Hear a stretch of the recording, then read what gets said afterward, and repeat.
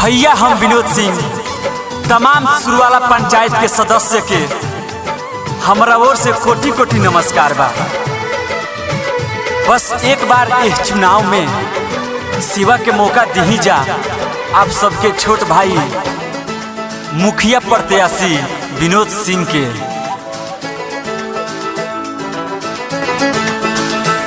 एगो वोट मांगतानी रउआ से सिर नवा के।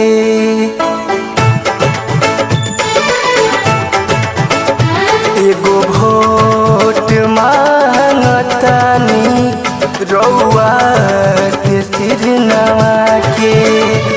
एगो वोट मांगतानी रउआ से सिर नवा के। आपन धर्म निभाई सुरवाला में हम आके। आपन धर्म निभाई सुरवाला में हम आके। एगो वोट मांगतानी रउआ से सिर नवा के। एगो वोट मांगतानी रउआ से सिर नवा के। प्रणाम चाचा भैया प्रणाम। बस रउरा लो से एक यही आग्रह बा, एक बार सेवा के मौका दे के देखी जा, सब दुख दूर हो जाई। काहे काका आये का कहता हे बाबू। प्रणाम काकी। अरे हे काका के तनी समझावा हो। मोड़ई न रही कतही हर घर बन जाई। अरे का हो भाभी दयान बानू।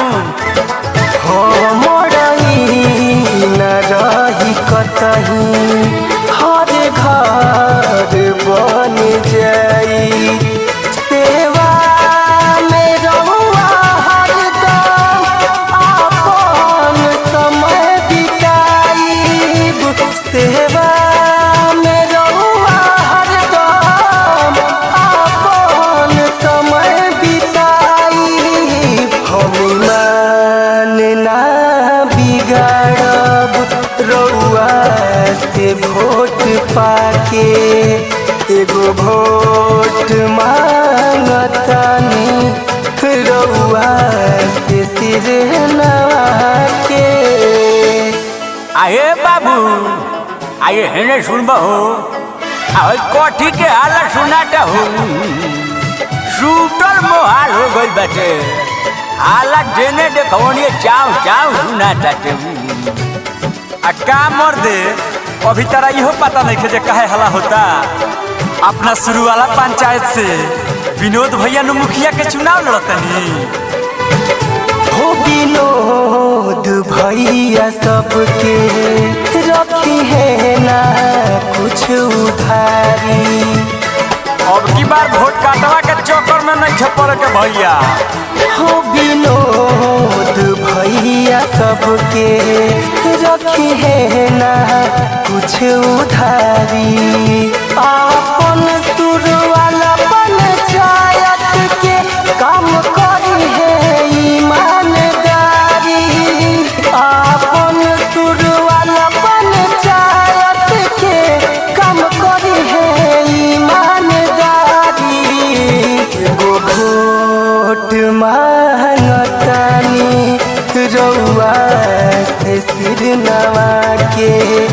एगो वोट मांगतानी रउआ से सिर नवा के। आये बाबू अरे हेने सुना हेने तो हल सुना। अपना घरे जाके कह दी है सबके उसे अब की पारी एने ओने गइले के काम नहीं के। केहू के सिखावला में नहीं के पड़े के। चुपचाप विनोद बाबू के विजयी बनावे के बा। घर घर पहुँची नल जल रउआ बीच में रहे मोहर पर। आए बूढ़ी अब बात मुठो के काट लात रही जी। आई तू विनोद बाबू के वोट दियो उड़लू। घर घर पहुँची नल जल रउआ बीच में रहे मोहर पर। लिखे आशिक सिहार विकेश गा के सुनावे। लिखे आशिक सिहार विकेश गा के सुनावे। एगो भोट मांगतानी रउआ से सिर नवा के। एगो भोट मांगतानी रउआ से सिर नवा